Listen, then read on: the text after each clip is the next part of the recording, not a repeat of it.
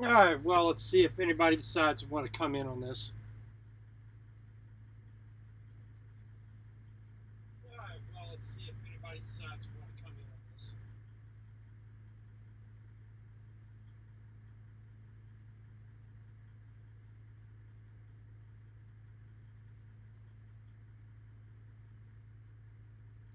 All right, so I know I'm watching myself, so I can see the chat, but that's all I got.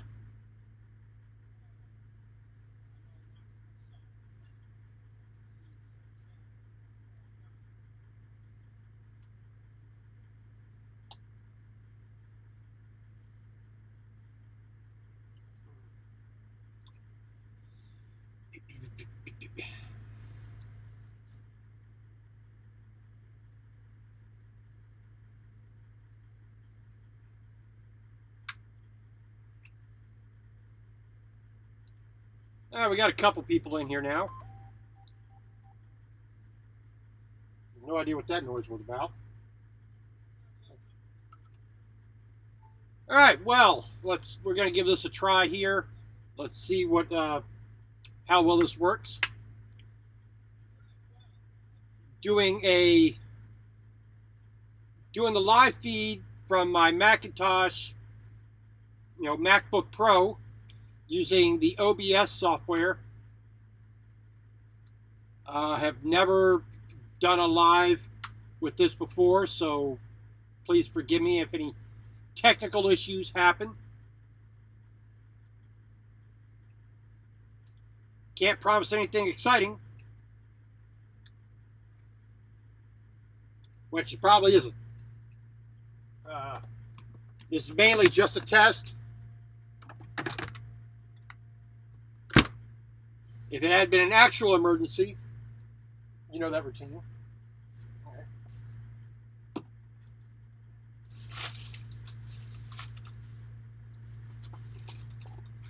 So all kinds of crap going on. We'll put that up there.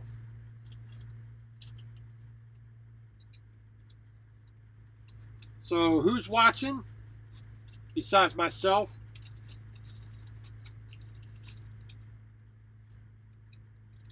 All I know is one other person besides me is watching.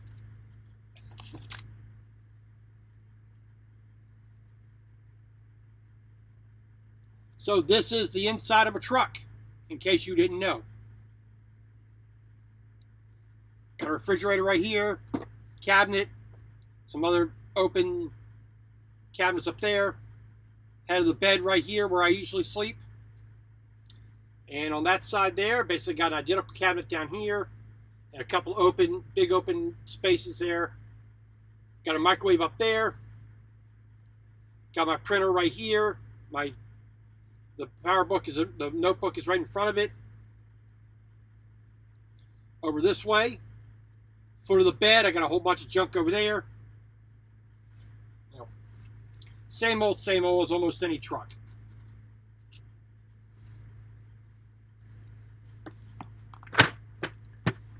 Grab this.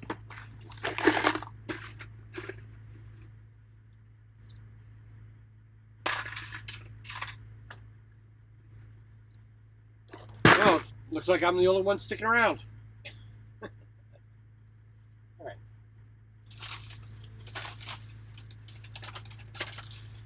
right. Blueberry donut for breakfast tomorrow. Chips up there, blah, blah, blah.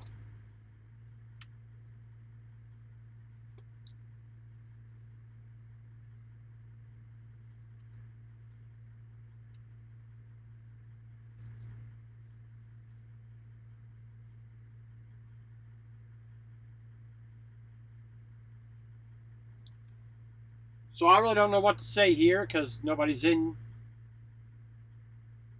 But like I said, this is basically pretty much just a test of the OBS software so I get to understand how to use it and what's going on with it. Normally I'm using a GoPro Hero 7 Black.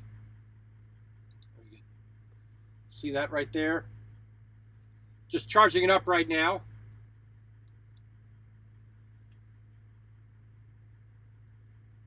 I have one of these cards in there, the 256 gigabyte card, which I often put into a reader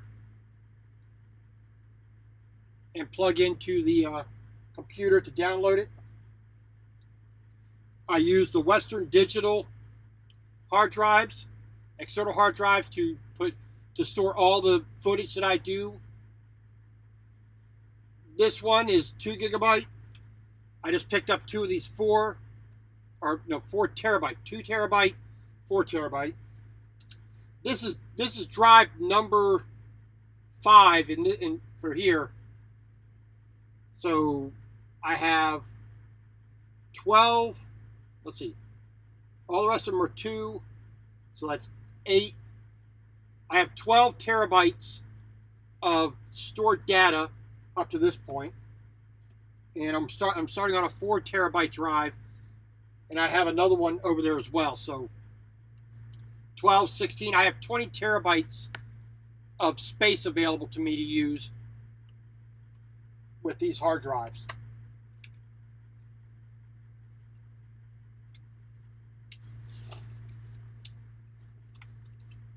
I sometimes also use my phone.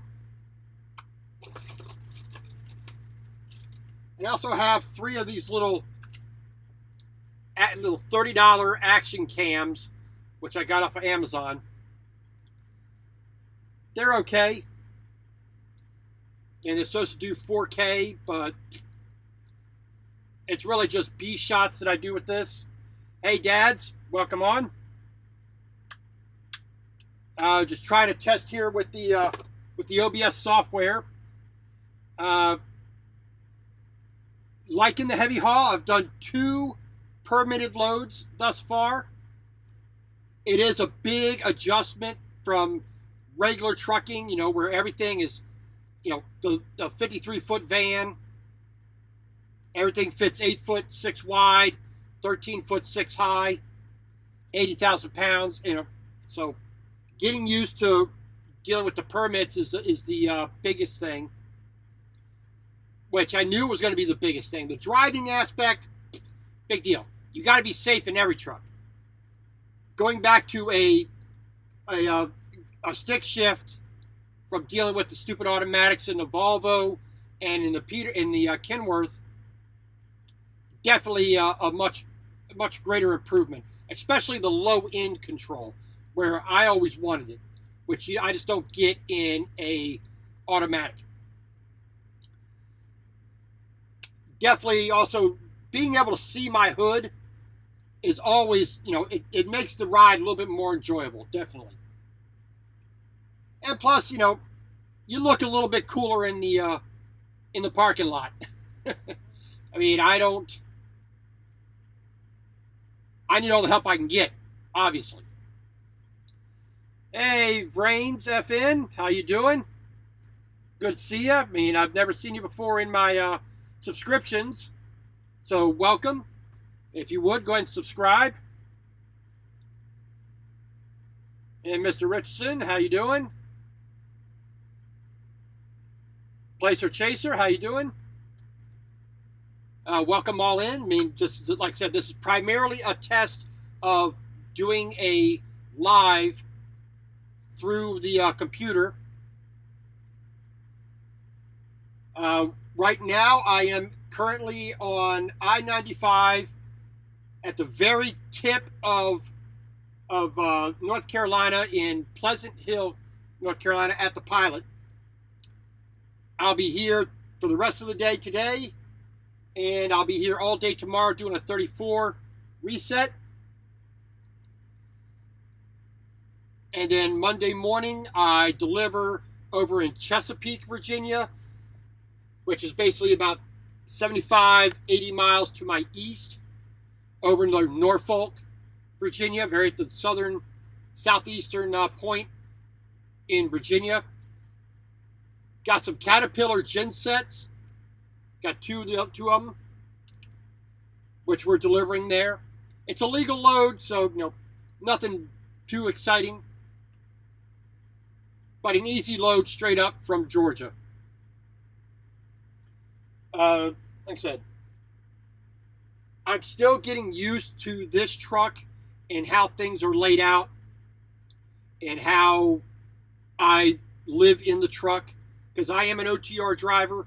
I do a lot of weeks and months in the truck. I really have never been out of the truck for more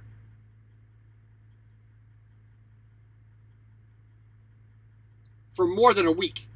I mean, basically, the only time I've really been out of the truck is when I've been put into a hotel because the truck's getting worked on.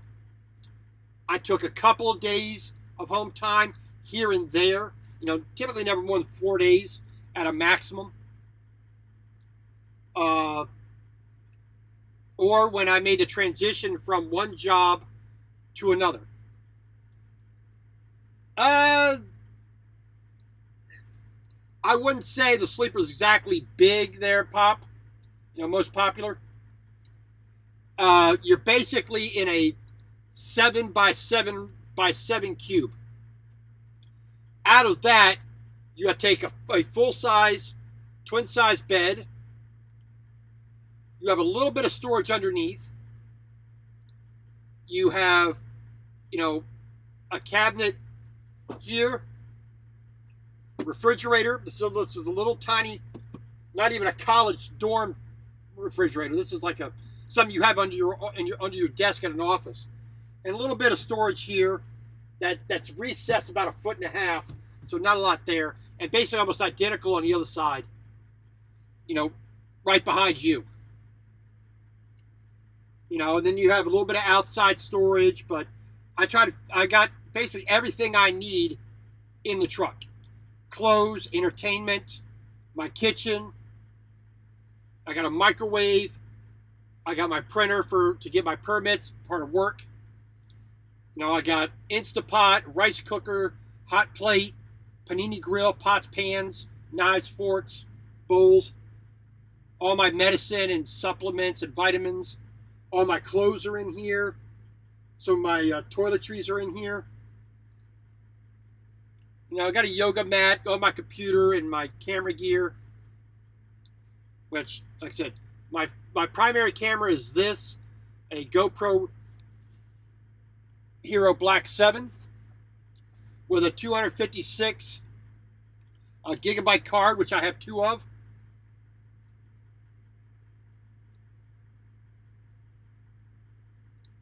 Hey, definitely enjoy that time at home while you can. Family always comes first.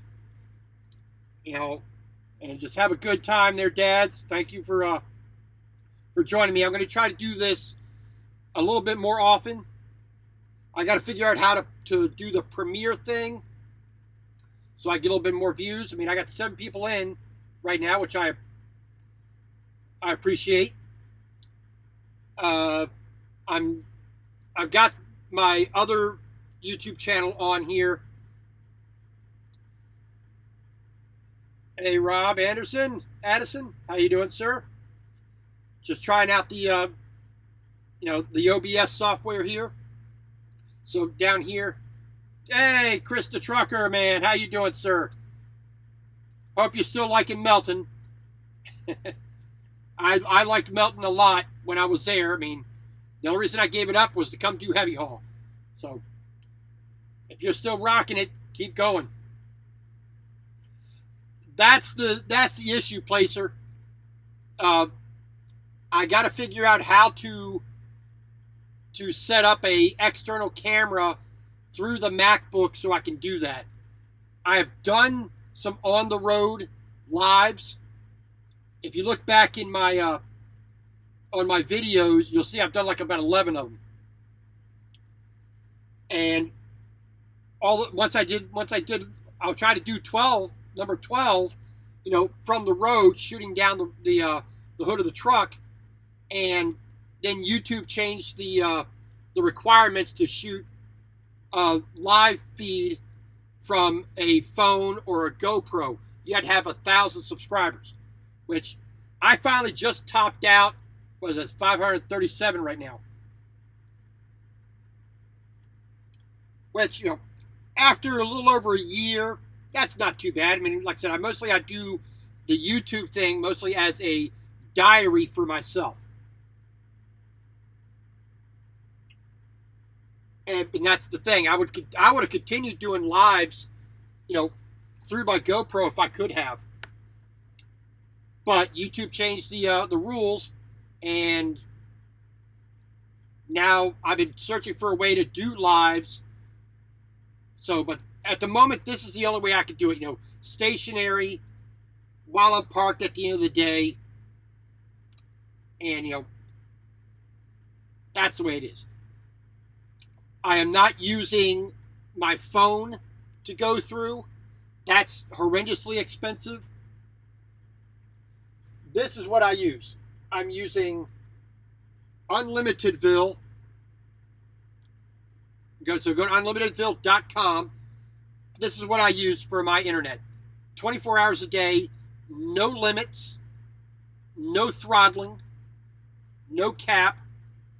Works almost everywhere I go. 99% coverage around the country. Works excellent. I'm trying to think what else I wanted to really put out there. If you guys have any questions, shoot them off, and I'll answer them for you to the best of my ability. It is from my perspective. It is, like I said, this trucker's life. Exactly what it is. So if you have any questions, I'm open to answer anything for anybody. Whatever you want to shoot to me.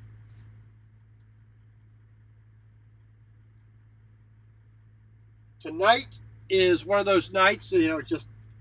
It's just hot and muggy here in North Carolina. And let's see, temperature is still saying too dang much, I'm sure. It's still saying 88 degrees right now. Feels like 92. A low of 69 here in North Carolina. So not exactly comfortable. Hope that noise doesn't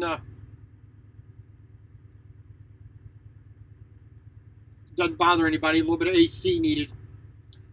No, they used to have PC, personal conveyance, but apparently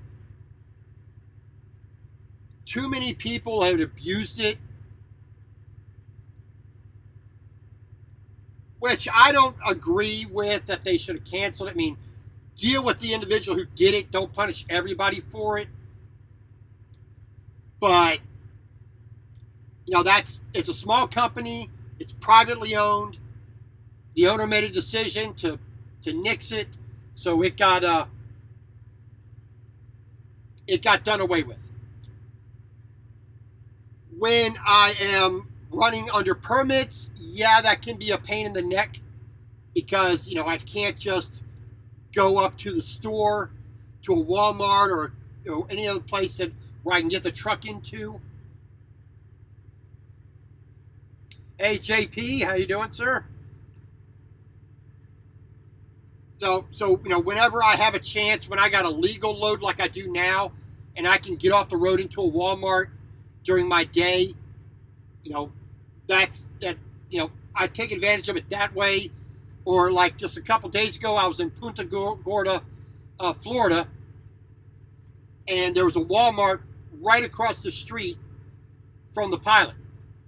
So I just walked right over there. It was nice and easy. And there are times where that's doable.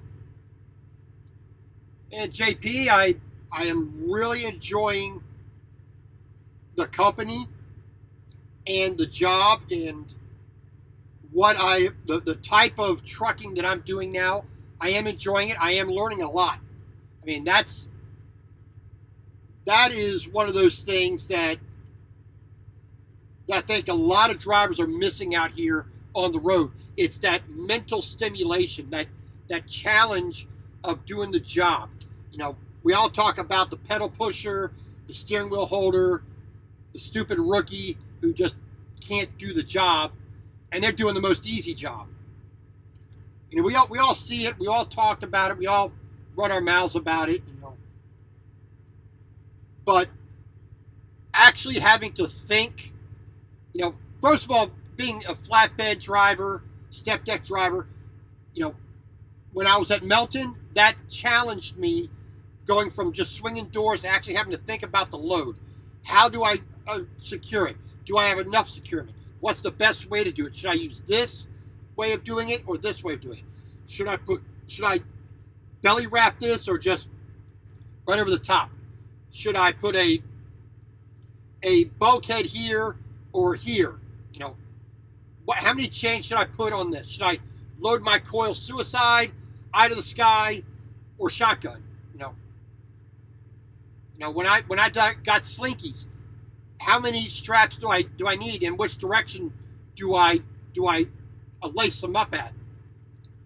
You know, all that was definitely good to learn first before I came over to do heavy haul. You know, so I have a better understanding of what I'm doing now than I went through those preliminary steps. First, just becoming a decent driver. Then taking that knowledge I took from Watkins Shepherd driving a van to being a flatbed driver at Melton for a year. Now bringing that knowledge into doing heavy haul, oversized loads. Yeah, and that's the thing. There's never too much securement. That's almost an impossibility. I mean, if you have 20 chains and binders and 20 straps on your truck, use all 40 if you feel necessary. And there have been loads that I've had, structural, architectural steel loads, especially because you always have to have layer after layer after layer. And this one is not going all the way through. This one comes all the way through over the top. This one is separate. There's a big gap here, and there's multiple layers and nothing else, and everything is always a different size. And there have been times where I have used every single strap. I had 20 straps, 24-inch straps. I had 8 2-inch straps, and I've used every single one of them. I didn't do a lot of chaining loads with Melton. I've done a few. I mean, coming out of Pueblo, Colorado, bringing train air conditioners, do that. Taking a generator from Texas to Dothan, Alabama, when they had that big storm, last year. Bobcats and, scissor lifts, little excavators. I did that at Melton. Unfortunately, a lot more of it was using straps. And unfortunately, I've seen guys going down the road knowing that they do not have half the weight, the working weight that they need of what the load weighs, because I've taken those loads. I know what they require to be legal. Whatever the weight of your load is, you need 1/2 of the holding force from your straps to your chains. Now, things like styrofoam, you're always going to use more straps than what the load weighs. The load doesn't weigh nothing. The load is, 10, 12,000 pounds maximum for styrofoam, something like that. They put it as high as they can, as long as they can, as maximum width. And you gotta, you put the straps on. You got to do 2 straps per bundle because you don't want the wind anywhere getting underneath of it and lifting it up and breaking it. And especially at Melton, you got to tarp it. And that's probably the only thing that I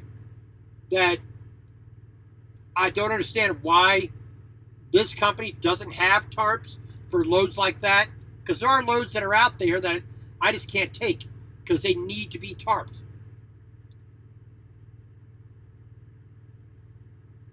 I mean, I got 2 cargo nets, but that's mainly just to hold the roof on an old tractor more than anything else. It has nothing to do with the glass or protecting the load. It's just keeping the roof from flying away, you know, on an old tractor where it's all rusted. But for the most part, I'm enjoying the job here at Valley. Getting used to a new company's process and bureaucracy and chain of command, and when you need this done, who do you talk to? When you need that done, who do you talk to? And you know what steps have to be followed in what order. That's always going to happen with any company, no matter what you do. The number one thing that I really am, I had a hard time wrapping my head around, you know, just a little bit, you know, just during that first initial time, was using the TransFlow machine inside the pilot and whatnot, because up until that point, when I started at Watkins Shepherd, they did not use TransFlow. All the paperwork was dropped off at a terminal, or you had UPS or FedEx envelopes. You put your paperwork in the FedEx envelope, sealed it up. You put the sticker on the outside, the paper on the outside, filled it out, and put it in the FedEx box, or I think it was FedEx box, and you sent it in that way. They didn't use the trip pack. They didn't scan it in through TransFlow. Now, towards the end, the second half of my year there at Watkins Shepherd, they did. They finally got that set up so that we could just do it with the phone. Take the pictures, put it in the envelope, keep the envelope in the truck, but send the pictures in. The same with Melton. Take the pictures, fill it out, send it in, and then, just keep all that paperwork on the truck. But with this company being as small as it is, they got about 230 trucks now, 240 trucks.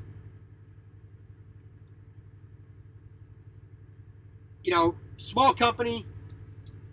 So basically they had the TransFlow, and people for some reason couldn't wrap their heads around it and get used to it within, one or two times of doing it.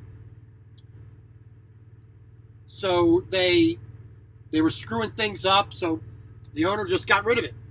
So now we have to go into the Pilot or Flying J, wherever the TransFlow is, scan it through that machine, do the process of doing that. So I had to learn that, and then put it in the envelope and put it in the trip pack. Like I said, that was one of the things that I was not expecting to have to do. All right, we got a couple other people in here. Good, thank you very much. So, we got here just about 1:30-ish. I got here to the Pilot here at exit 180 on I-95 here in North Carolina. Stopped at the Pilot, been here for about a little over 5 hours. I think 5 hours. Something like that. Well, 4 hours. Yeah, 4.5 hours been here. So, we're just going to sit here and do a 34, because we do not deliver this load until Monday over in Chesapeake, Virginia. Get these 2 crates and these 2 generators off. Then I will see where I go. This load that I picked, these 2 generators, I was down in Immokalee, Florida, and had a 600-mile deadhead back up to Griffin, Georgia, to pick these up. 600-mile deadhead. I've had a 450-mile deadhead with this company as well. I went from Brighton, Colorado, basically just northeast side of Denver, 450 miles up to Wall, South Dakota to pick up a load of straw. The biggest deadhead I ever had at Melton was a 350 mile from Arlington, Washington, north of Seattle, to Spokane, Washington, to pick up some aluminum. Now, the aluminum, pretty high grade stuff, you know, pretty valuable load. So I could see them absorbing the cost of 350, you know, miles. You know, I can understand that. When you have, you know, 1,500, 1,800 trucks, you're a big company, you can absorb that a lot easier. This is a pretty small company. Like I said, about 220, 230 trucks on the road.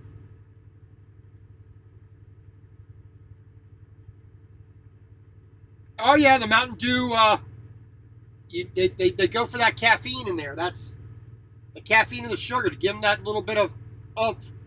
But that's something I never understood the need for.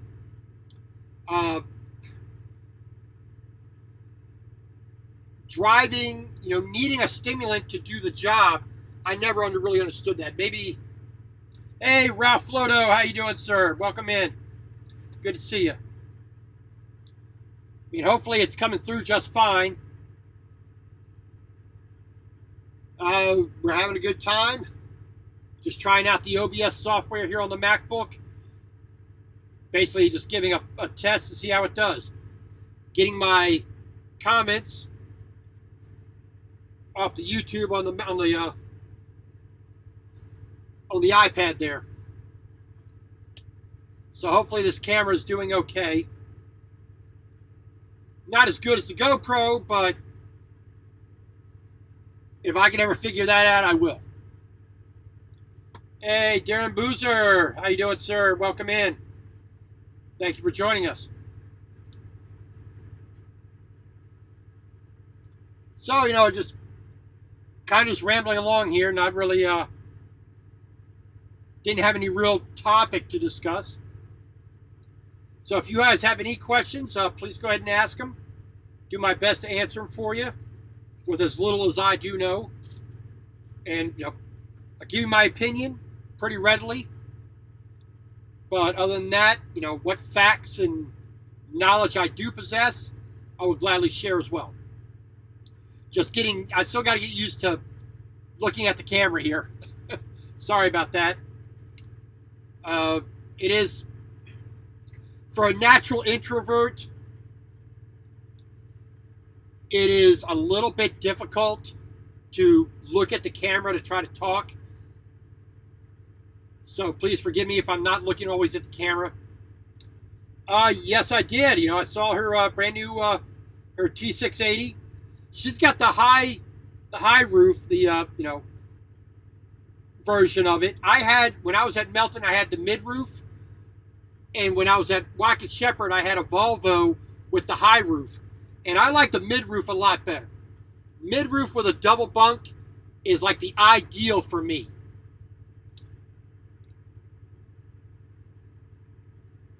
Now, the question I had, which I didn't ask Harvey, which I should have, was the thing with KLLM and Trans Am.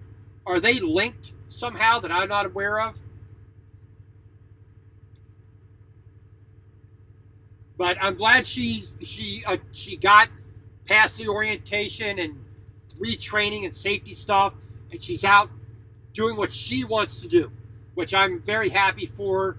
You know, proud of her that she got back to trucking like she wanted to do. And if you go to her channel, which is now Trucking with Harmy, I believe it still is.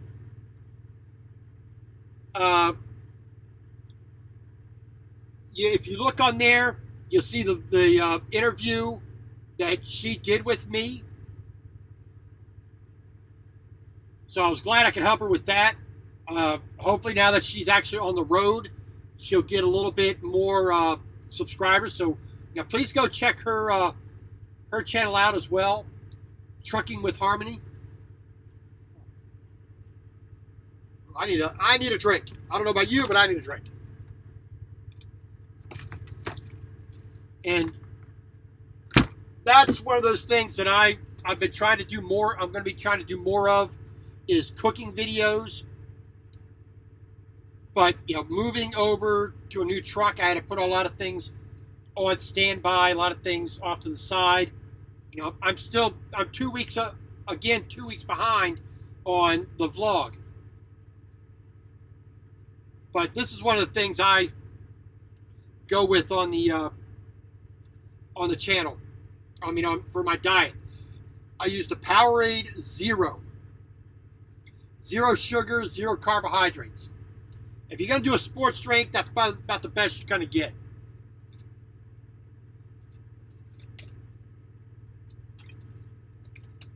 Now, unfortunately, the vast majority of truck stops, if they do carry Powerade, it's usually the regular Powerade. If they do carry the Zero, it's usually only the berry flavor. So whenever I go to Walmart, I try to stock up, 10, 20 of them. Well, thank you, JP. Like I said, I'll be trying to do some more of those. I broke out my camera bag here. Well, this is my GoPro bag. And, tripods and cases and attachments and all kinds of stuff like that. Because I want to try to set up my little camp table and, really get some good video of what I'm doing, multiple angles of making a meal in a truck. It's so simple to cook in a truck. Modern technology allows you to do that. A simple panini grill, a George Foreman grill, whatever you want to call it. Got the grills in there, cooks from both sides. Cooks a pretty decent steak. You get a quality steak, and you control your temperature properly. You keep an eye on it. You season it properly. That's one of the best things you got to put in your truck. Also, got a simple $10 Walmart hot plate. Doesn't really get as hot as I want it to get, but it does the trick. You'll boil water, you'll fry eggs, you'll brown up, chicken and potatoes and everything else like that. I got regular pots and pans. Good old, good stuff. And I do not use paper plates, paper bowls, styrofoam bowls, plastic knives and forks and spoons. I refuse. I use regular plates. I know it's dirty, but regular china plates, knives, forks, cutting boards, kitchen tools, whisks, spatulas, a mandolin for cutting stuff. I'll take either baby wipes or Lysol wipes, wipe it out real quick when I'm done, and I'll take them into the shower with me to scrub them down. I got free hot water in there. I got no time limit. Take the dishes in with you. Scrub them up there. Put them in a dish rack. Let them dry. You take your shower. Do your shave. And whatever else you want to get up to in the bathroom. And wrap them in have a towel that's just dedicated for that, and do that. Yep. Yeah, no, I can't do that right now. So it's easy to cook in a truck. It's the willingness of people to do that.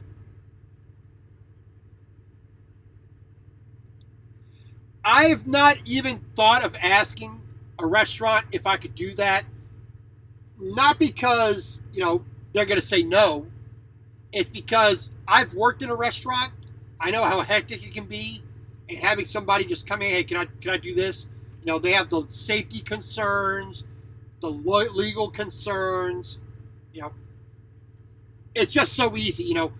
If I use a dozen implements, plate, knife, fork, pan, pot, whisk, spatula, whatnot, it's not that hard for me to throw it in a simple plastic bag we all get from the store, throw all my stuff in there, take it in with me to the shower, and go from there. It's one of those things that it's so easy to do. But a lot of drivers, they're out here, they don't, either they don't think about it or they don't think they can do it.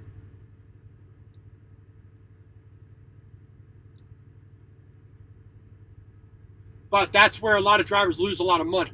They're always eating out at the Denny's, the Iron Skillet, Country Pride, McDonald's, Subway, every single day, every meal.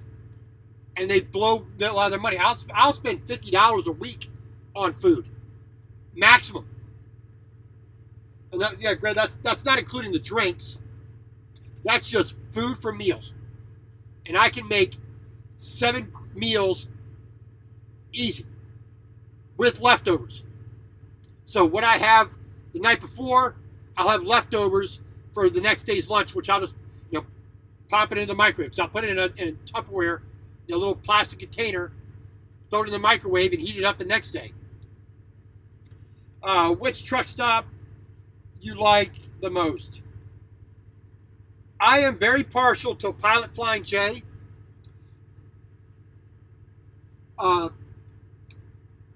Overall, I think they're very good with their customer service.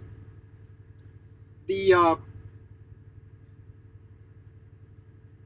app, the Pilot Flying J app, I don't know if you can see that. There we go. That's probably a little bit too bright. I'm going to turn that down a little bit. There we go. So the Pilot Flying J app, excellent. You can reserve your shower through it, which I don't have to get out there and stand inside and wait 10, 20 minutes for the shower to open. Reserve it here. When the shower's ready, it tells me I can grab my bag and go. I can do other things in the truck. They have the mobile fueling, so I don't have to get, especially when it gets cold. I can sit in the truck, mobile fuel, bang.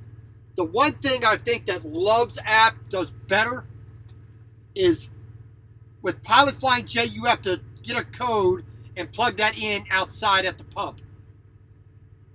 Love's does it a little bit better. Love's has you tell them what pump you're at and activates it from inside. So all you have to do is get out, put the nozzle in the tank, get back in the truck. Shower power,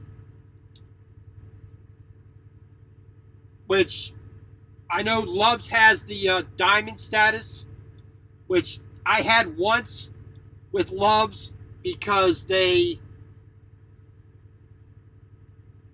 gave it to me as a gift, as promotional.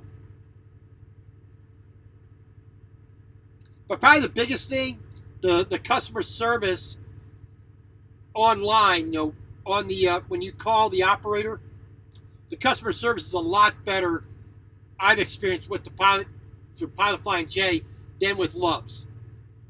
Love's is a close second. Love's is a very close second to Pilot Flying J. I cannot stand TA Petro.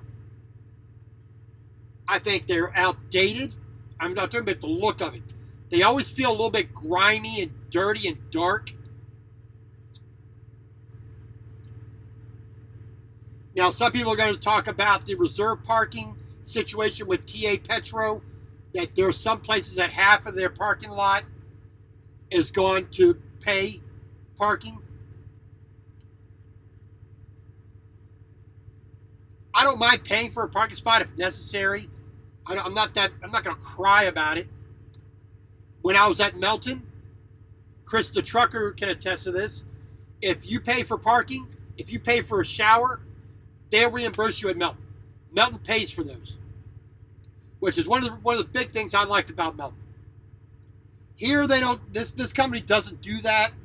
But if I need to pay for a spot, I'm not going to cry about it. A couple, $15. I'm not going to worry about it. I'd rather have a safe place to park and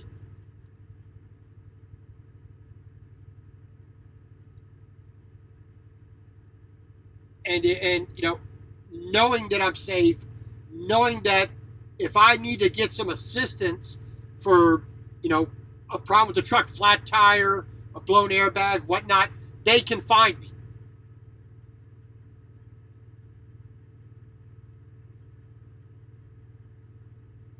And yeah, that I like as well. I like the fact they put that right up there. You don't have to go through the kiosk. But that's another thing that Pilot edges out Love's in that regard. Yes, I have to go through the kiosk, but I don't have to swipe my card. Just type your number in. You get the current fuel receipt right then and there. But if you want a past receipt, you have to swipe your card. But you cannot do that at Love's. You have to have whatchamacallit. You have to have a trailer number. I believe, no, not trailer number. You need to have the store number of where you were for that old receipt. And some of the clerks just don't know how to do that. And if I remember right, you can do it. You can see it on the app with Love's. And if you have your own printer, you can print it out. But I can do that with the Pilot Flying J app as well. So, and the TAs, they're living in the 1970s almost. Everybody knows the TA Redemption Center kiosk. That primitive box they got. You want to redeem your points, you got to use that. Also, the TA card, the Ultra 1 card, if you don't use it at least one time every 6 months, they deactivate the card. I had to deal with that in Colorado one time. I had the card for a year, never used it. Oh, we deactivated it. Why? What advantage is there to deactivating the card? Is it taking up too much space in your computer? Little ones and zeros just bogging down your computer from a seldom used account? I don't think so, but another reason why I don't like TA Petro.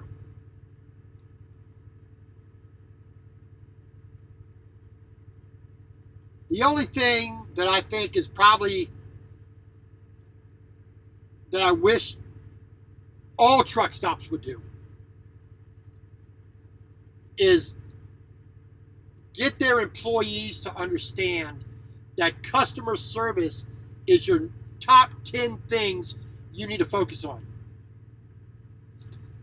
Coming up from, let's see, I started this morning in Graniteville, South Carolina, about 11 miles east of the Georgia state line on I-20.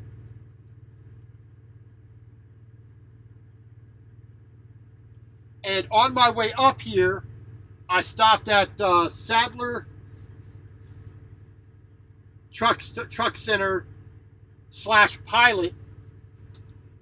They're in Dunn, North Carolina. Or Dunn, South Carolina. whichever, you know. No, North Carolina. Sorry. And the customer service was atrocious. I hated the way I was being treated, you know.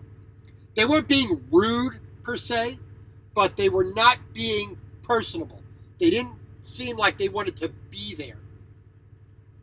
You know, I'm there. I'm getting a Quiznos, you know, French dip sub. I haven't had Quiznos I haven't gone to Quiznos in 25 years. The first experience was so bad, I've never been back. Today, I did go back and gave them a try. The food was lackluster to me, but that's besides the point. But the woman behind the counter, just like she could not be bothered to even recognize that I was there. You know, what do you want? You know, like she was like she was in prison. Like she was there, you know, serving jail time behind the counter at Quiznos. You know, and the Saddler up in Virginia, I think it was, what was it, Emporia, Virginia, off of 66, I believe it is. That one was excellent. Great showers, great people. Attitude was great. The store was a little bit older. It was, you know, it's one of those dealers, one of those like the Saddler there for a Pilot, like the Road Rangers used to be. You know, it's not exactly a Pilot, but they're associated with Pilot. Like in Montana, you have Town Pump associated with Pilot Flying J.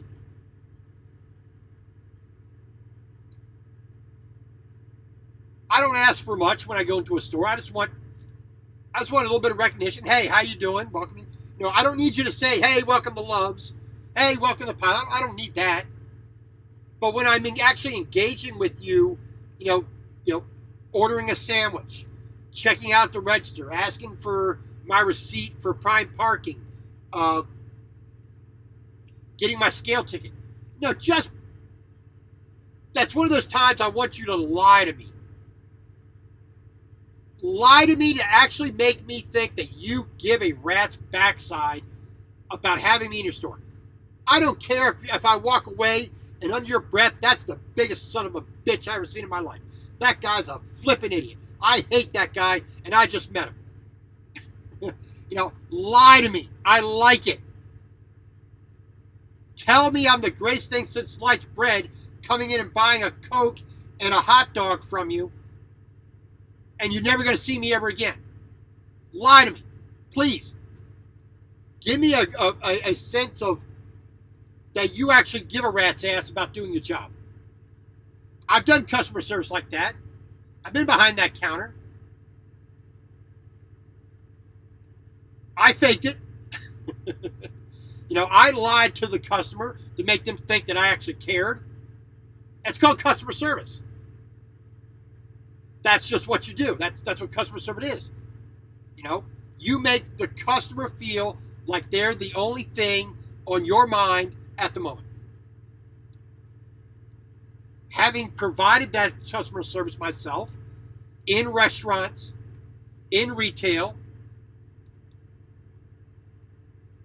you know, when I was an arborist, when I was a pesticide applicator, when I was a horticultural tech, when I was a lawn service tech at True Green and Scott's Lawn, when I was a warehouseman, when I was a garden service tech, whatever it was, at Home Depot, when I was working behind the counter at Pizza Hut, delivering pizzas, whatever the job was, you know, I made sure that my personal attitude and how I was feeling was not projected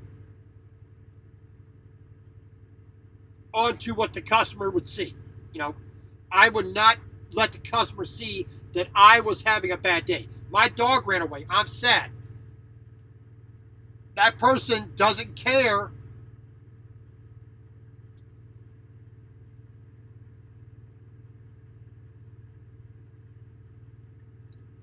And that's the thing, just to other people, you know, not just customers, but just other people out on the road. You know, most popular, you're correct. You know, just being personable, civil, courteous. I'm not going to say respectful. Respect is something that is on a different level. That's like tolerate, like, enamored, lustful, love, and respect is up there at the top with love. You know, you don't love everybody. You can like, you can tolerate, you can be civil with them. You can, you know, just have, you know, good little bit of friendly banter in line, you know, at a restaurant or a bank or whatnot. But when I'm dealing with customer service, and like I said, I wish more stores, not just Pilot and Love's and TA, I wish all stores would do that. Hey, you're in front, you're there at the register, you're dealing with a customer, put a fake smile on your face. Treat that customer, have a good time with them. And we've all been in this situation. You know, you go up, let's say you go to Arby's, you get a sandwich from Arby's. Can I get a name for the sandwich? And I do my usual typical joke. Why do you want my name? The sandwich should get its own name. Why don't you name the sandwich? You know? You know, just a little, you know, just to lighten the mood and make them a little bit, you know, just make them smile a little bit. You know, it makes everybody's day. You don't have to be, you know, oh my God, are you okay? Oh my, what can I do to help you? You know, what's your personal story? You know, how can I engage with you on that? No, just be friendly and personable. That's all I want from customer service, and that's the number one thing I want. Like I said, I had Quiznos today. The sandwich was you know, it really was not worth the money. But it was okay. I mean, it wasn't disgusting. Just wasn't worth the money. But the biggest thing was the woman standing behind the counter who just could not be bothered to show she had any kind of personality besides one that's pissed off.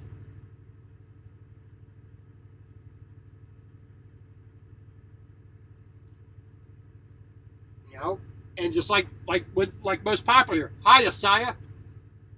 You know, later, alligator. You know, just little friendly banner. You know, it's like whenever I go into a store and, you know, there's a couple people walking out. You know, especially a family. You know, you got the people coming in their cars. We all deal with them. You know, they come out. You know, you hold the door for them. You know, and the first couple people walk in, they say thank you. I say no problem, no problem. The last person in line, I say, okay, I'm charging you $5 for holding the door. You know, and they get a little laugh out of it. They get a little chuckle. You know. You know, but it's even better when that person in line has a bit of wit and a bit of attitude about them, and they're really ready to give it back at me. You know, one guy said, "Yeah, see the next guy in line. He's got my $5." You know. You'll get those sassy women, you know, at the truck stop every once in a while who will give you that friendly banter right back at you. You know. And that makes being out here, especially as a truck driver, as a solo driver, a little more enjoyable. When you have, you know, you're behind that seat for, you know, 8, 9, 10 hours a day. You know, as an introvert, as a quiet guy, I mean, I can tolerate being in that position without talking to anybody. I can handle that. You know, I have my audiobooks. I have music. I have satellite radio. You know, I can listen. I can turn a movie on YouTube, or my YouTube. Turn it on and listen to it. I can go to my iTunes or to Amazon Prime. Turn on a movie and listen to it as I'm going down the road.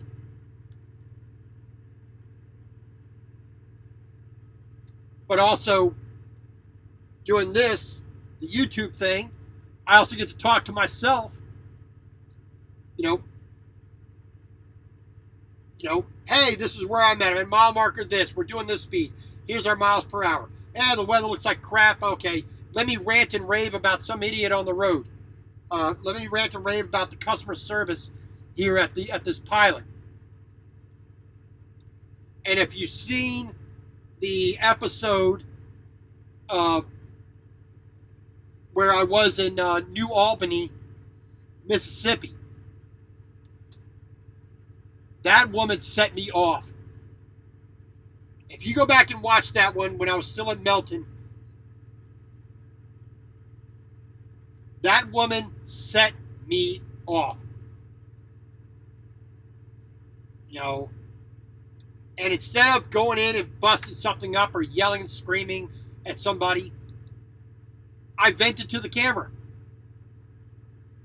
And that's a bit of therapy, a bit of catharsis for me. A bit of, keeping my stress level at a good position. And, sometimes you just need that. Sometimes you do need to engage with other people.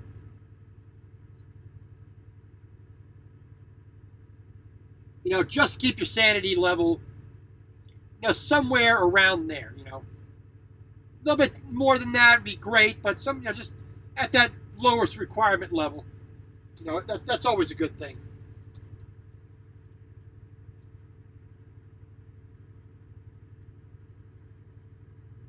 So, it's just life on the road. It's not easy for everybody. I mean, I got that kind of personality and the drive to rebuild, after I basically lost everything. So I can be out here for 4 or 5 months at a time without going, quote unquote, home. I basically live at my sister's house, technically. That's my address. That's where my taxes are done. There in Marietta, Georgia.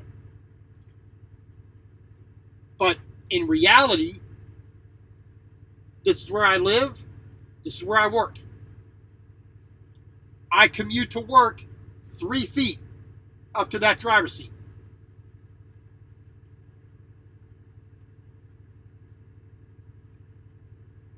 When I'm done my day, commute home 3 feet this way.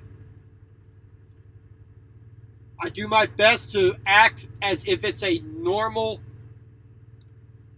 house, a normal apartment. I have a kitchen. I have my medicine cabinet. I have my laundry, my wardrobe. I have my refrigerator. I have my living room, my entertainment. I have my exercise. I basically have everything that I need in the truck. Now, there's things I don't need in the truck, which got to come off and go sit at my sister's house again. But other than that, it's not. Well, I need a plug here. What do I do with a plug? You got to find me a plug. Digging. Here we go. Got to find the right one. Everybody's got their own special plug and special in, and it's got to fit every damn thing else. But, like I said, Frankie, how come the reefer engine doesn't run off the tractor trailer fuel to cut costs?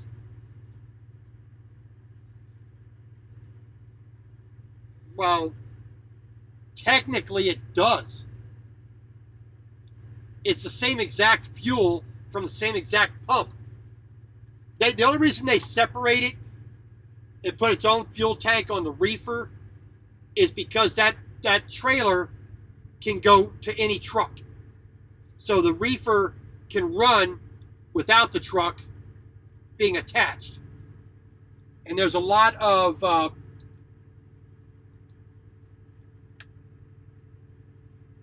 hey, Will, what up? There's a lot of warehouses that'll demand you detach from that reefer. So you have to make sure it still runs while you're not attached to it. And if you had to hook up a hose that ran the fuel, you have to have extra check valves and extra safety valves to do that. That's why they leave it separate. It's just easier to deal with. Just graduated Fleet 22. Well, Will, all you got to do is give me a call anytime you want. Get in touch with Chris the Trucker, and trying to think of who else. Chris the Trucker would probably give you a little bit more information on who is still with Melton, because I believe his brother is there as well. Guilty was there. I don't know if Guilty's 7178 or 718. I think he's still there.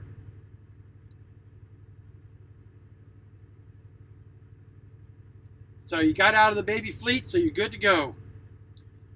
Yeah, just take your securement. Remember, the weight of your load, you must have 1/2 of the working load of your securement. So, Guilty left last year, okay. Remember, if your load weighs 10,000 pounds, you need 5,000 pounds of securement. Always a minimum of 2 points of securement. So, you may have a strap that's 5,000 pounds or 5,500 pounds or 5,400 pounds, I believe Melton blue straps are. You must have half of that weight. You're doing glass. Wow.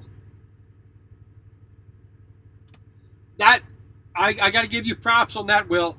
I will never do glass. I never wanted to. Look up Brian Hall on YouTube. He's with Maverick, but that's all he does is glass. And that's the reason, because glass breaks so dang easily.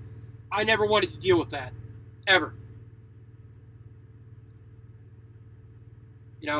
That's. But look up Brian Hall on YouTube. He'll be in my. If you look in my channel info under my page on YouTube, look on the channels that I have listed there. It's all open. Nothing private there. Look, scan down. You'll find Brian Hall. He's worked for Maverick.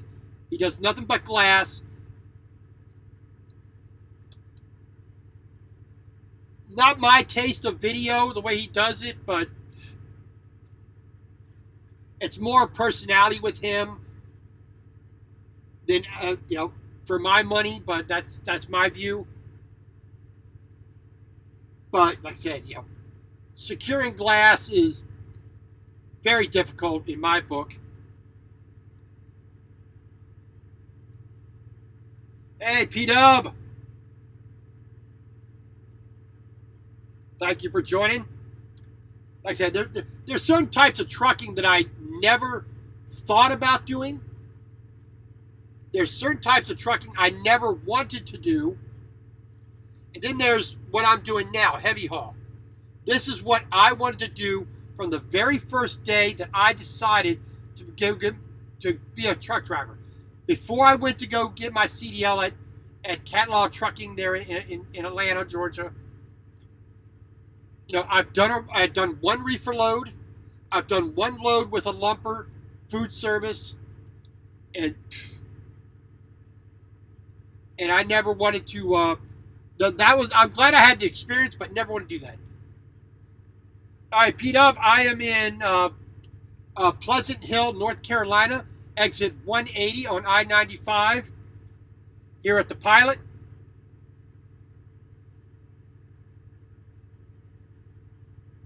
I'm going to be here tomorrow as well. I probably do another live, Q&A tomorrow. This is really my first test of doing this with the OBS software, so I'm just seeing how it does. Let's see. Been on for an hour and 11 minutes, which surprised it went this long and this many people are watching. I'm surprised anybody watches anything that I produce, because I'm not a videographer. I'm not Scorsese or one of these other Hollywood directors. I'm just some schmuck who had enough money to buy a GoPro and a computer and enough time to waste to put this up on YouTube.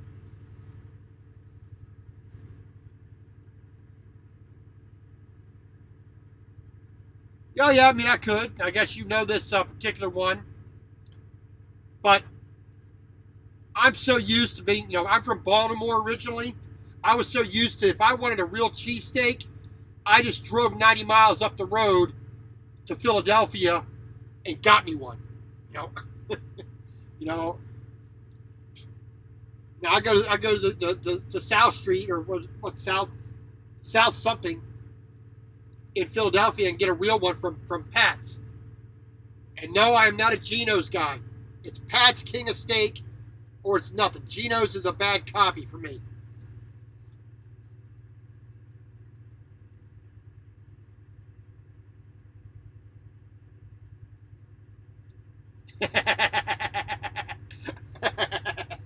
Really? All right, what's my truck number there, P-Dub?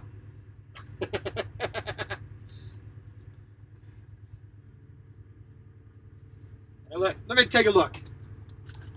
I don't see in the Mozilla. I don't see in the Universe carriers. I don't see you. Okay, well, so the Kenworth T680, I was always up around 7.3, 7.4. You must be the ones peeking in my window at night. That's what I was getting at the T680 with the automatic transmission at Melton. Mid-roof, it worked. Did pretty good. This company, because it does heavy haul, it's not really interested in fuel economy. I'm getting typically about 5.6 is an average. All right, P-Dub, if you're in the subway, go ahead and wave. Wave out the window. Go to the subway counter, wave out the window.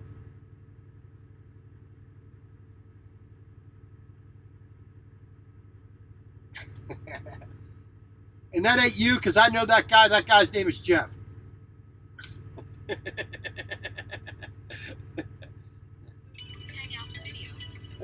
Tell people not to call, and they call.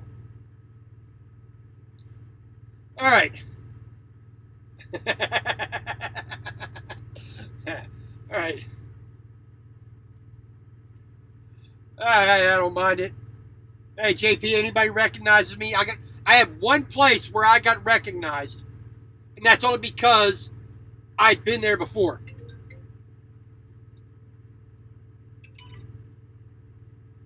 And if you're you will go here eventually. It is the John Mansfield's in Macon, Georgia. You'll get some roofing out of there. That's the one place I got recognized, being on YouTube, because the guy who does the tarping there remembered me from previous, and he subscribed to the channel. Don't worry, I got protection on here, and I got a bad attitude, so I'm not going to be too scared.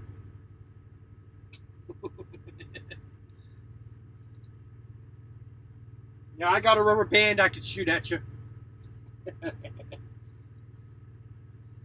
But like I said, this company does not worry about the fuel economy, because we're hauling over height, over weight, over width stuff all the time.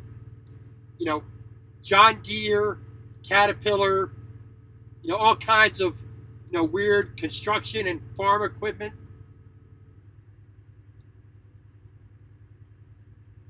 Yep. Yep. I've taken plenty of those out of there.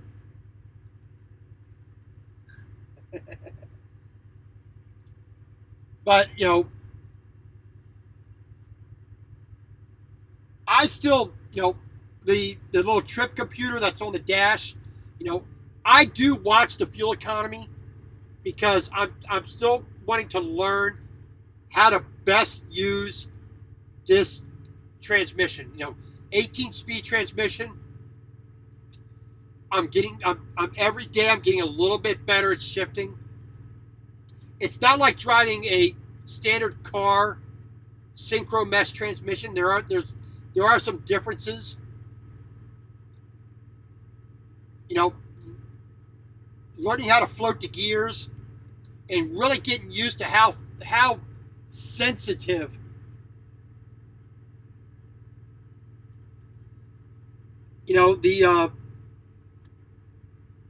the gear pattern is and the clutch is, because it's an air shifted transmission.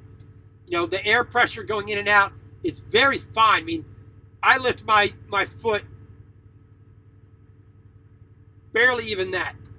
I mean, just let off just the tiniest amount to relieve the pressure on the gears.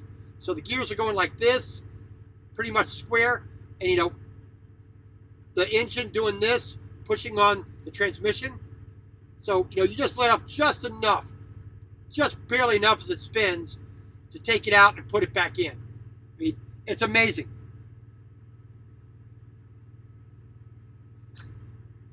And that was the hardest thing, one of the hardest things to get used to with this truck. Now, in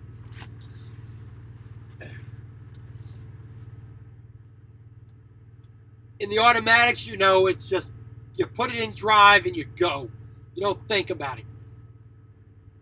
Here, you have to be a little bit more on your game with driving the truck. The only other thing with driving the 389P is the blind spot around the front. Yeah, P-Dub, I don't need a stalker. I already got my other personalities to do that.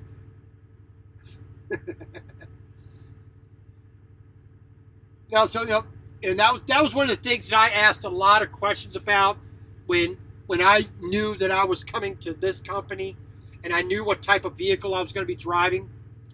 I did ask every 389 and Kenworth W900 driver and Freightliner Classic driver that I saw that would actually answer my question. And they basically all gave me the same exact advice. Watch your turn radius. Watch, keep a bit more vigilance off to your sides. Be aware of where your corners actually go. Where your corners of the front of your truck actually are. So it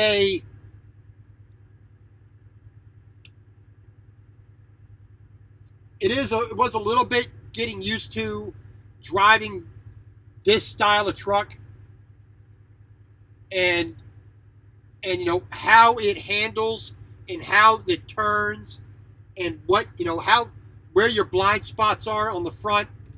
It took a little to get used to, but went pretty good. And P-Dub, watching an earlier video and seeing the truck in the very beginning doesn't count. Don't cheat.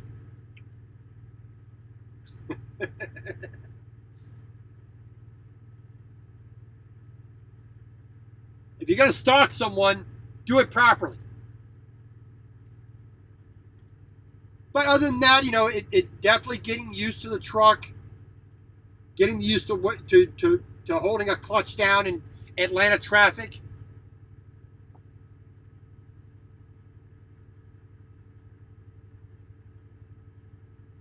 You know, that's been okay. I mean, like I said, I really enjoy driving this truck.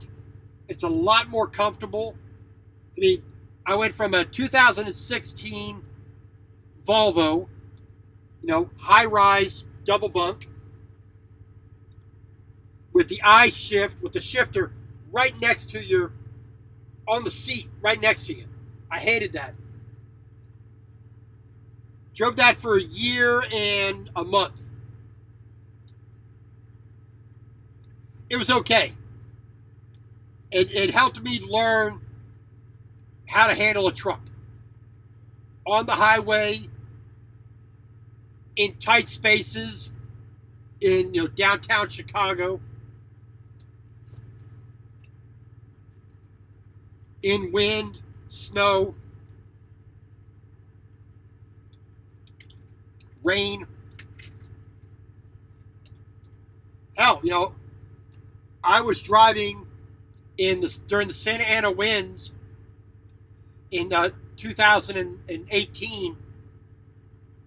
You know, the beginning of summer, before the fire started.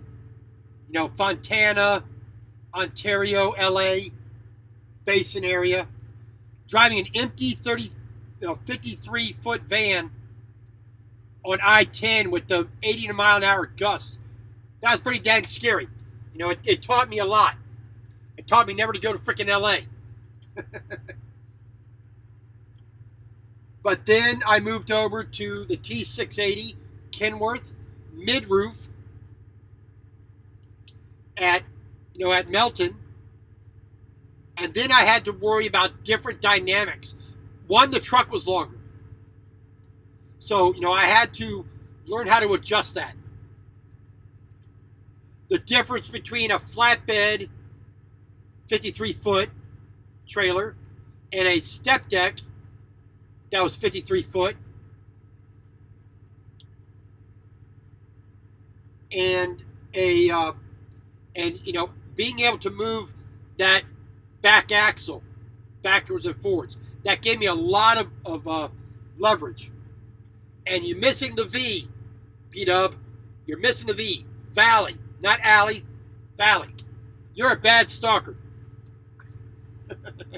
And you can't spell.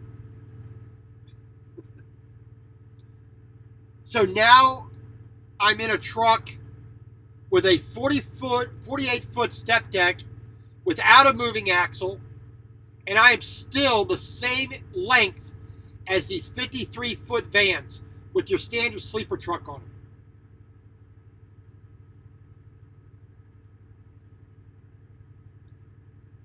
Which is technically getting used to, because there are times when I'm empty that I will put the back wheels up on the curb onto the grass and dirt behind me, just so I get the nose of the truck back a little bit more.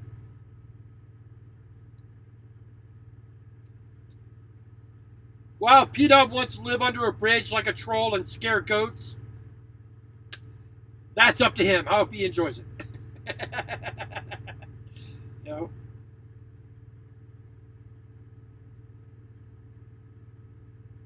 Three-foot fuel tank. The steps up are great to get vertigo.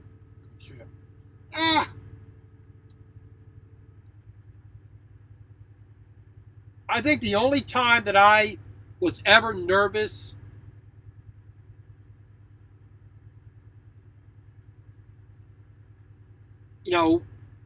doing trucking was, during high winds when you're putting on a tarp on top of a load of styrofoam or straw.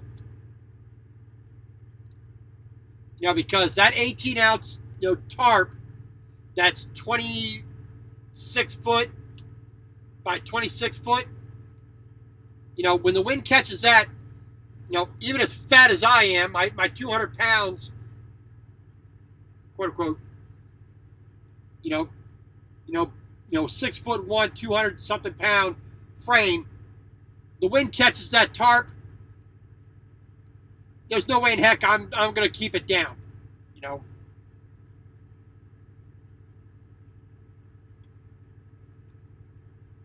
And that's probably the scariest that I've ever had to deal with tarping, with trucking, period. Driving in the snow in Montana doesn't scare me. Driving in rainstorms in the middle of the night with the after effect of a hurricane in Alabama, coming off of I-10, going up to Dothan, Alabama, with the trees all laid off and wires hanging down and snaking my way up this back road, doesn't faze me. You know, driving downtown Chicago doesn't faze me. You know,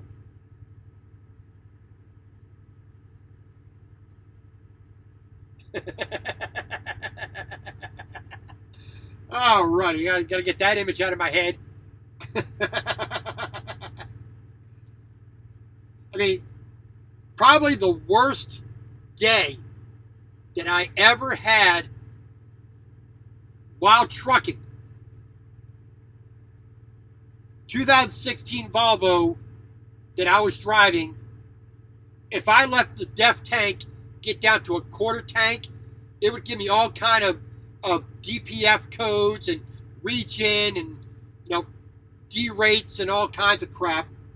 You know, so if I ever got stuck and, you know, I was out there like that, it sucked.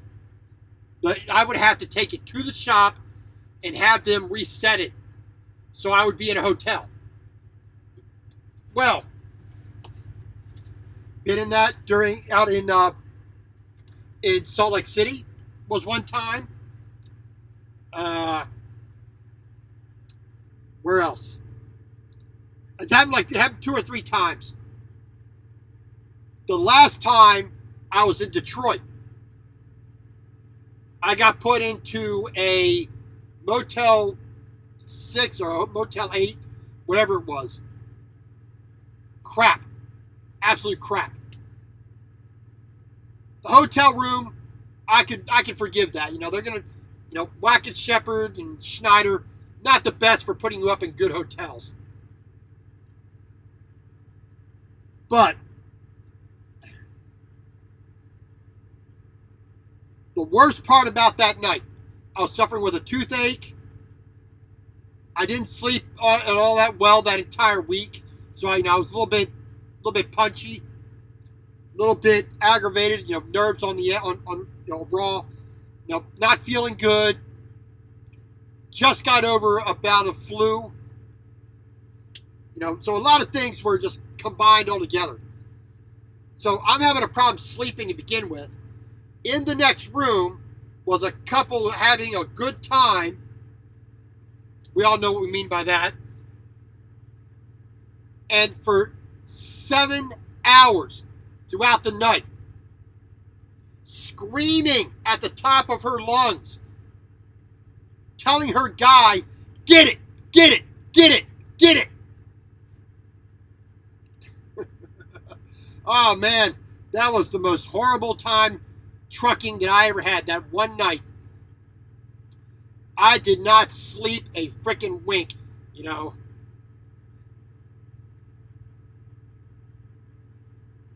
Oh man, I tell you, that's the worst day trucking that I ever had. And I wasn't even in the truck. I was in a freaking hotel while my truck was being repaired. Oh, and the other time was in Dallas.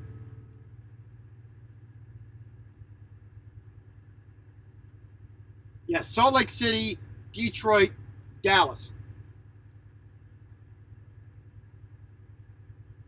You know, so, but the Volvo for me was notorious for that, for derating. If that DEF tank got down to 1/4 of a tank, it was over.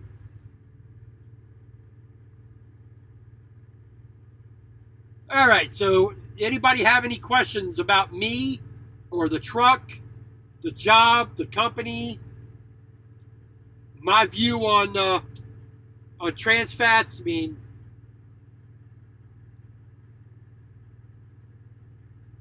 you know, how I do my videos, any question at all, feel free to ask.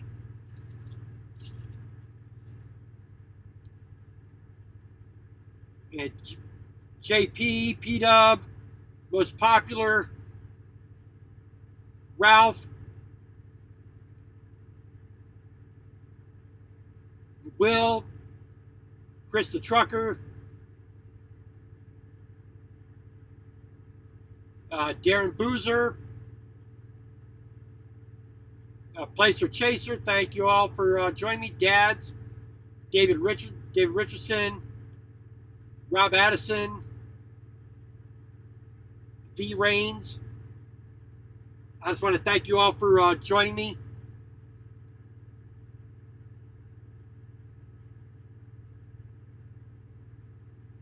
Well, presently for this live feed, I'm just using the standard, camera on the MacBook Pro. Normally, I'm using a GoPro Hero 7 Black. That's my normal vlogging camera. I also have 3 of these little $30 4K cameras that I got off of Amazon for little B-roll stuff. And sometimes I'll use my iPhone 7. Sometimes when I just want to quickly just shoot something and put it in later. But for the most part, this is what I use, the GoPro Hero 7.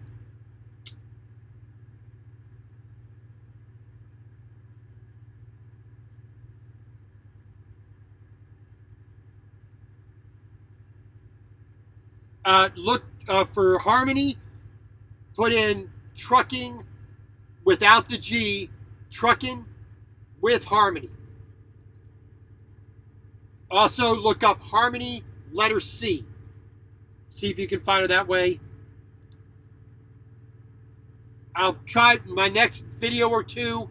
I will try to put a link in the description for the next couple of videos. See if I shoot a little love her way.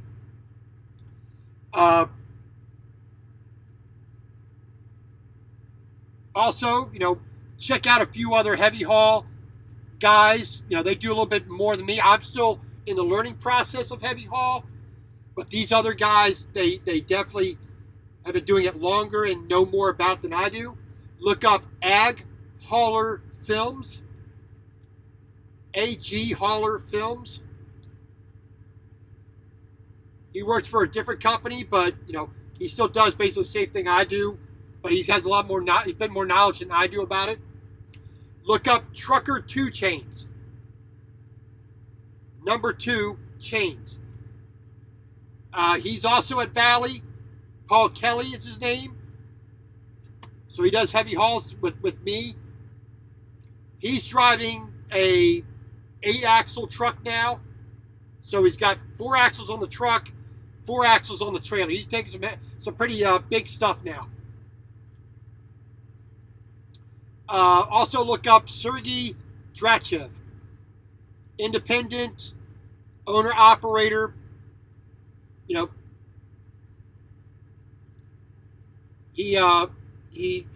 does a lot.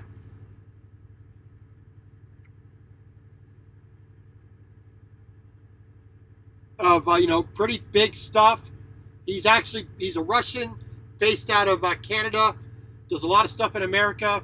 He's driving a Kenworth 800, I believe he's driving.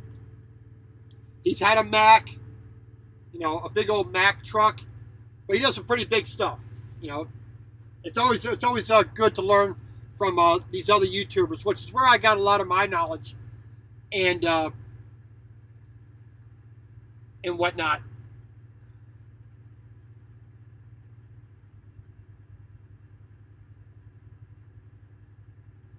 So,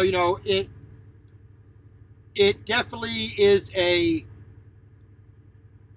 can be a good job. There are definitely interesting points about it. Yeah, Ralph, definitely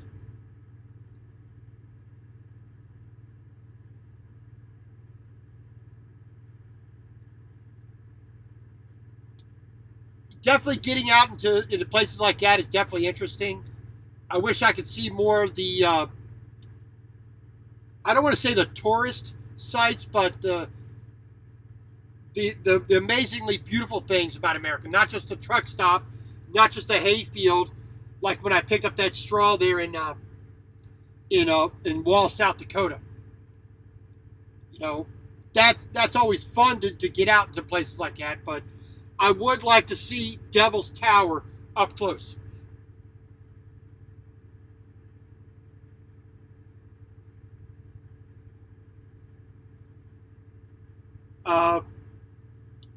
You know, seeing Mount Rushmore up close. You know,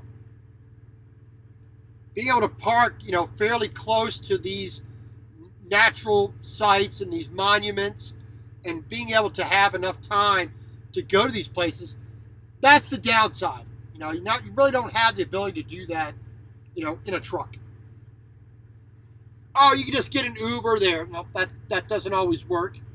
And by the time, you know, you're done driving for the day, that place is going to be closed, and you don't always have Uber or Lyft in the area. So, you know.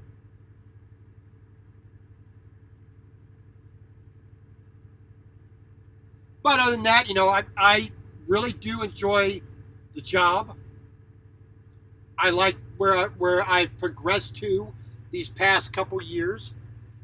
May of 2017, I went to truck driving school. I started with Watkins Shepherd in June of 2017. July of 2018, I started at Melton. And August 5th of this year, I started here at Valley. And, you know, basically 2 months in, and I am happy with the way my trucking career has progressed. And I would say pretty much right now, I have no need or intention of looking to do any other, you know, company. But a year, 2 years, 3 years, whatever down the road, that may change. My needs may change as you go through that, you know, because life's going to always throw you something new. You know, girlfriend/wife, family, children.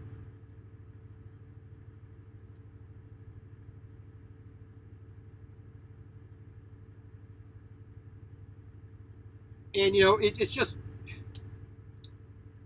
you know, it's trucking. You know, it's a job.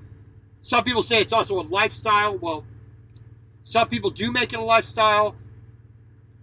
I just happen to live in a truck. I'm not out there trying to be super trucker. I'm just a guy who happens to be a truck driver. I enjoy doing it very much. Yeah, the dark green of the truck, I like dark green. I like, you know, like a hunter green. I like, you know, some sports cars, the British racing green type thing. I had a 1997 Subaru Legacy wagon that was basically this color, just a little bit lighter.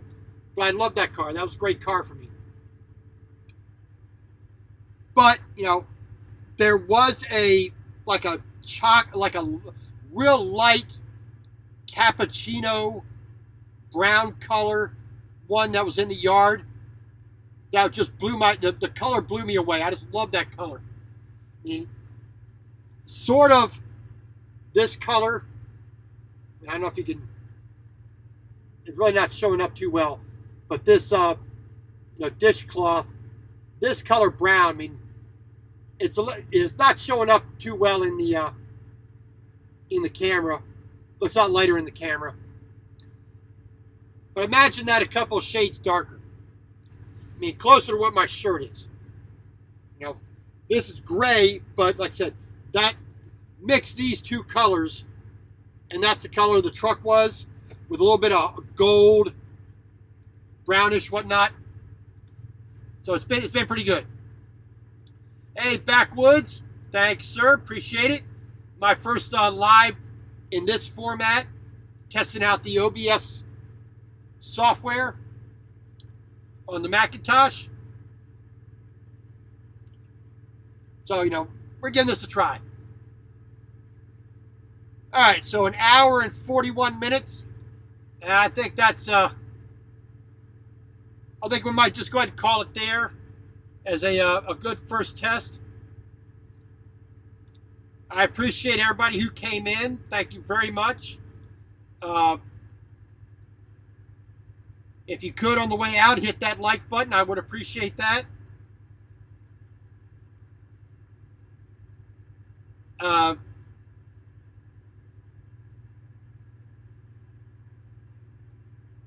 Other than that, I'm not too. I'm happy with the way it's been going so far, and hopefully I could do a few more of these, every weekend. And like I said, thank you all for subscribing. Thank you for watching. 4 thumbs up. Thank you very much for that. Everybody who is a subscriber, I apologize if I can't get uploaded on a more regular basis. Time and tired, and sometimes I don't have the best of signals. There have been times where I've had to attempt to upload 12 and 13 times, but that's the way it goes. So I just wanted to say thank you all for joining me. God bless. Everybody be safe out there, and hope all your endeavors in life are successful. And, always feel free to comment. Tell me what you like, what you don't like, what questions you have. And I will try to do this again tomorrow about approximately 6 o'clock Eastern. We'll see how how things are going. If I'm busy uploading a video, I may be a little bit later than that, but we'll try to do another, 35, 40-minute one tomorrow. So, God bless everybody. Have a good night. Be safe. And have a good night. Thank you very much.